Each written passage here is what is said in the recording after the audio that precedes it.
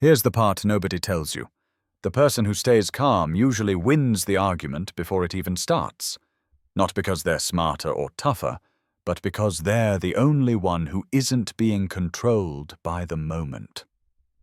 Carl Jung pointed out that people often react from the tension they carry inside themselves, not from the actual situation in front of them. And once you really get that, you stop taking the loudness, the intensity, and the sharp comments personally. You see them for what they are, the other person wrestling with their own internal noise. This is where things flip. When someone tries to pull you into an argument, they expect you to match their energy. They expect you to rush, push back, or get heated. But when you don't, when you stay steady and grounded, everything in the interaction shifts. They lose the rhythm they were trying to set. You instantly take the position of the person who sees the bigger picture, even if you haven't said a single clever line yet. And here's the twist that makes this so powerful. Staying calm doesn't just change how the other person sees you, it changes how you think in the moment. Your mind stays clear. Your words come out cleaner. You don't stumble. You don't say things you regret. You stay in control of the one thing that actually determines who wins an argument, your own state. So before you learn any strategy, any phrasing, any technique, start with this one truth. The real way to win an argument isn't about being forceful or fast or loud. It's about refusing to let your voice rise with the tension around you. If you can keep yourself steady while everything else gets shaky, you're already ahead, way ahead. And the rest of the strategies you'll learn only work better from that place. The quiet advantage is one of those things that sounds almost too simple. But once you actually use it, you realize how much power it gives you. Most people jump into arguments like they're training for a verbal showdown. They speed up their talking, they tighten their tone, and they assume the person with the strongest push wins. But the truth is almost the opposite. The person who stays calm instantly becomes the psychological anchor of the entire conversation. When you stay calm, you're sending a message without even trying. You're not overwhelmed, you're not scrambling, and you're not feeling cornered. That automatically puts the emotional pressure on the other person, not on you. Carl Jung talked about how people react from the unsettled parts of themselves, and when your energy doesn't match their tension, it exposes just how much of their argument is driven by their inner state, not by the facts. And here's where the advantage really kicks in. Calmness creates space. It slows the pace. It forces the conversation out of the fast, chaotic zone where people say whatever pops up first. Most arguments go wrong simply because both people get pulled into that speed. But when you stay quiet and steady, you reset the tempo. The other person has to adjust to you instead of you adjusting to them. That means you guide the rhythm without even trying. The quiet advantage also makes your words hit harder. When someone is getting louder or more intense, they expect pushback. They're bracing for it. But when your voice stays even, every sentence you deliver feels more deliberate and more grounded. People subconsciously lean in to the calmer voice. They pay more attention. It's almost like the calmness amplifies the importance of what you're saying. And the part most people never notice is how this affects your own mind. When you keep your tone low and your pace steady, you think clearer. You listen better. You don't jump to conclusions. You're able to catch the moments where the real issue slips out. The quiet advantage isn't just about controlling the tone of the argument. It's about keeping your own clarity while the other person loses theirs. Once you get comfortable using silence, steadiness, and a slower pace, everything else in the argument becomes easier. You're no longer fighting for control. You already have it. All without ever raising your voice. This is the part of an argument almost nobody pays attention to, but once you notice it, you can't unsee it. Carl Jung emphasized that a lot of human behavior isn't driven by the surface-level explanations people give. It's driven by the internal pressure they're carrying, pressure they might not even realize is influencing them. And in an argument, that pressure becomes the emotional current running underneath everything being said. Most people only react to the words coming out of someone's mouth. They hear the sharp phrasing, the quick tone, the rushed point, and they fire back at that. But if you focus only on the words, you're always going to be battling the wrong thing. The emotional current is the real engine of the argument. If you can see that, you stop reacting and start understanding what's actually happening. And here's the surprising part. Noticing the emotional current doesn't require any advanced skill. You're not analyzing every little detail. You're not reading minds. You're simply paying attention to the energy behind the words. Is the other person feeling pressured? Do they seem frustrated because they're not being understood? Are they speeding up because they're unsure, or slowing down because they're trying to maintain control? These small signals tell you more about the argument than any sentence they could say. All you need to do is build in a tiny pause before you respond. Just half a second of stillness. That pause gives you the distance to observe instead of react. In that half second, you can catch the emotional current that would have been invisible at full speed. And once you catch it, the entire argument becomes easier to navigate. You're no longer emotionally syncing up to their tension. You're staying grounded in your own clarity. This shift does something incredibly important. It keeps you from taking their intensity personally. When you see the emotional current, you realize the argument isn't really about you. It might not even be about the topic. It's about whatever internal pressure is spilling out in the moment. And when you operate from that understanding, you stay neutral instead of defensive. Your responses become cleaner, clearer, and more strategic. Seeing the emotional current doesn't mean you're excusing bad behavior or giving in. It means you're choosing to operate on the level where the real argument is happening, not the level where the noise is happening. And once you learn to see that, you gain a level of control in arguments that most people never reach. This is the moment in an argument where everything can shift with just a few calm words. Most people don't realize how powerful it is to simply describe what's happening in the room. Carl Jung pointed out that people often act out emotions they don't consciously acknowledge. And in an argument, that unacknowledged tension becomes the fuel that keeps things spiraling. When you name the tension calmly, you interrupt that automatic loop in a way that feels almost effortless. Naming the tension doesn't mean calling someone out or diagnosing them. It's not about telling them what they're feeling. It's about noticing the pressure in the conversation and putting gentle language to it. Something like, "It sounds like this is hitting a nerve," or "It seems like this part matters a lot right now," or "I'm picking up that there's some frustration here." You're not accusing. You're observing.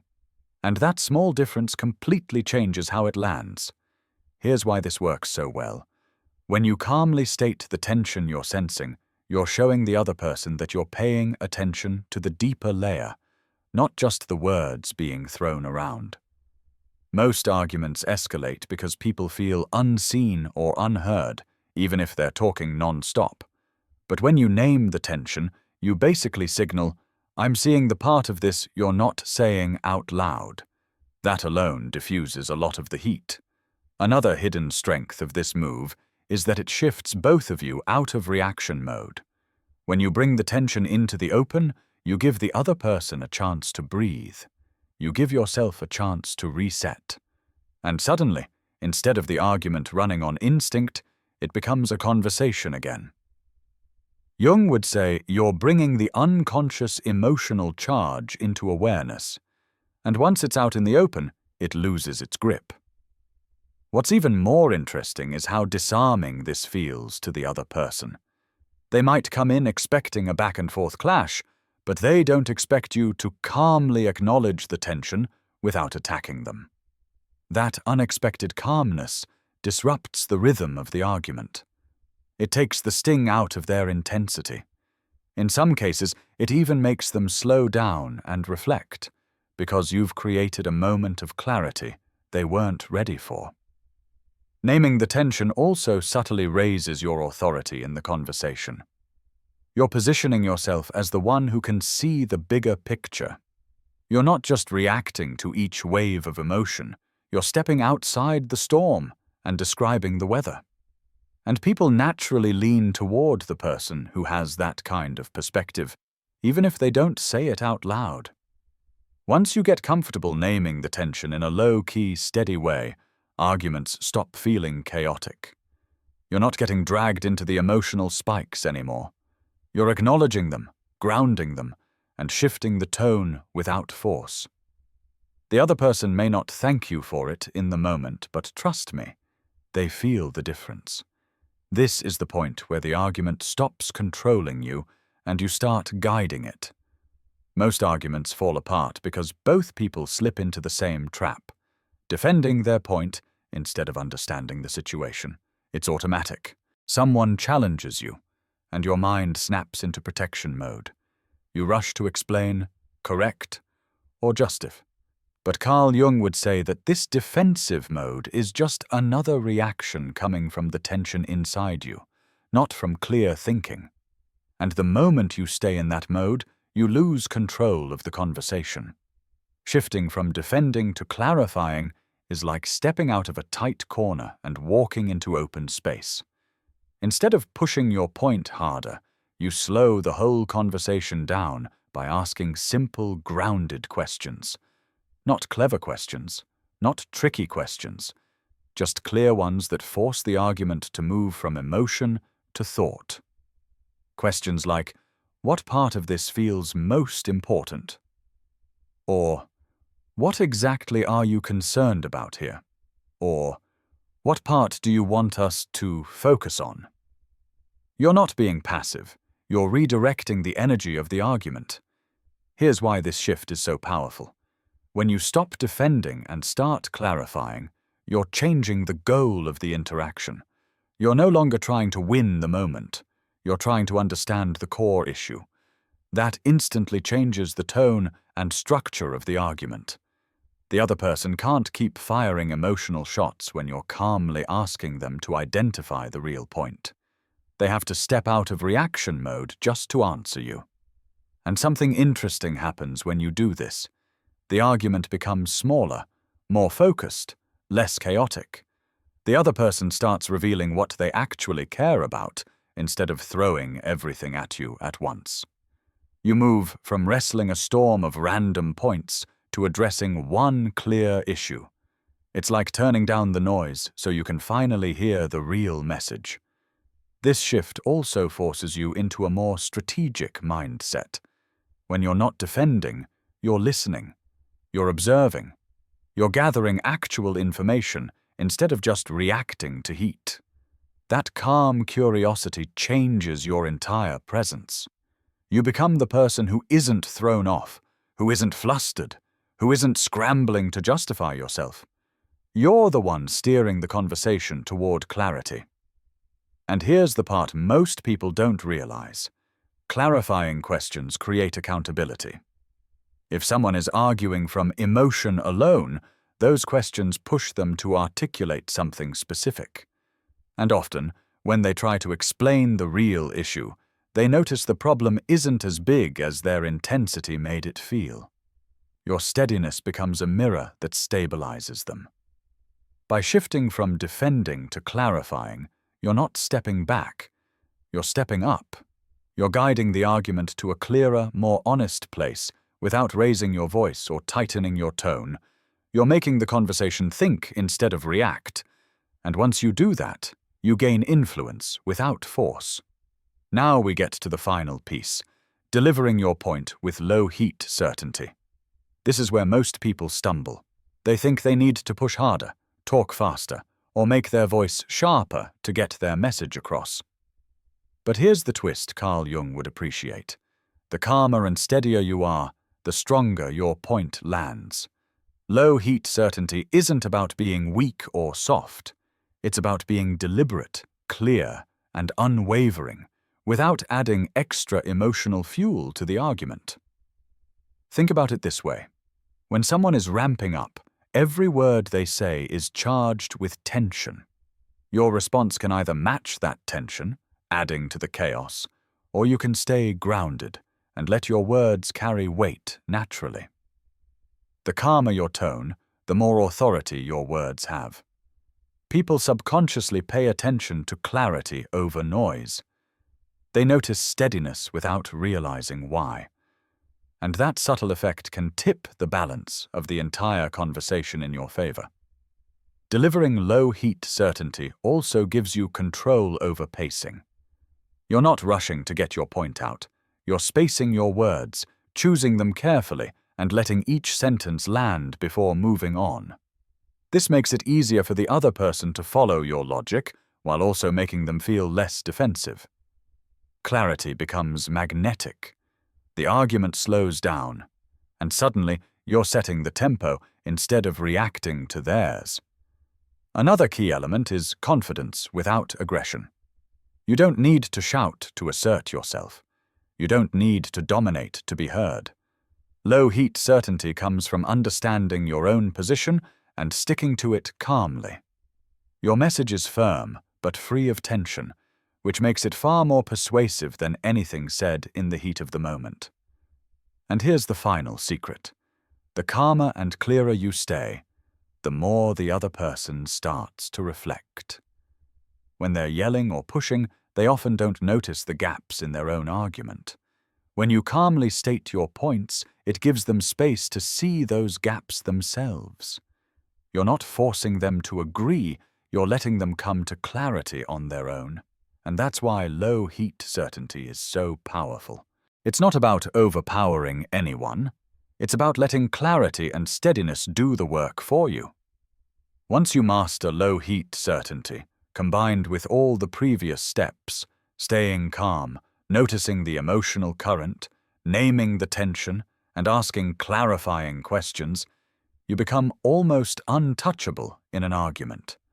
You're not louder. You're not faster. You're simply steadier, clearer, and more grounded than anyone else in the room. And at that point, winning without raising your voice isn't just possible, it becomes almost effortless. Before you even think about concluding an argument, there's one critical skill that most people completely overlook: maintaining your internal power. This isn't about dominating the conversation or bulldozing someone with facts.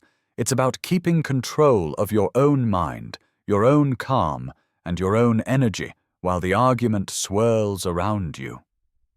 Carl Jung emphasized that most human conflict is fueled by unseen internal tension. If you can stay aware of your own inner state, you automatically gain a huge advantage. You stop being pulled into the chaos and start steering it. Internal power starts with awareness. You need to constantly check in with yourself during the argument. How am I feeling? Am I reacting to my own emotions or theirs? Am I letting the tension of the conversation creep into my tone or speed? Most people never pause to ask themselves these questions. They just get carried along by the storm. But when you do, something remarkable happens. You regain control. You see the argument clearly. You can respond strategically rather than impulsively. Another key part of internal power is emotional containment. You don't need to show everything you feel. You don't need to let frustration, annoyance, or impatience leak out. That doesn't mean you're ignoring what's happening. It means you're choosing your reactions deliberately. The quieter you stay internally, the more weight your words carry externally. People pick up on your steadiness even if they can't put it into words. It's subtle, but it's incredibly effective. Maintaining internal power also gives you flexibility. Because you're grounded in your own clarity, you can shift tactics smoothly without being reactive. You can choose when to ask a clarifying question, when to name the tension, and when to calmly deliver your point.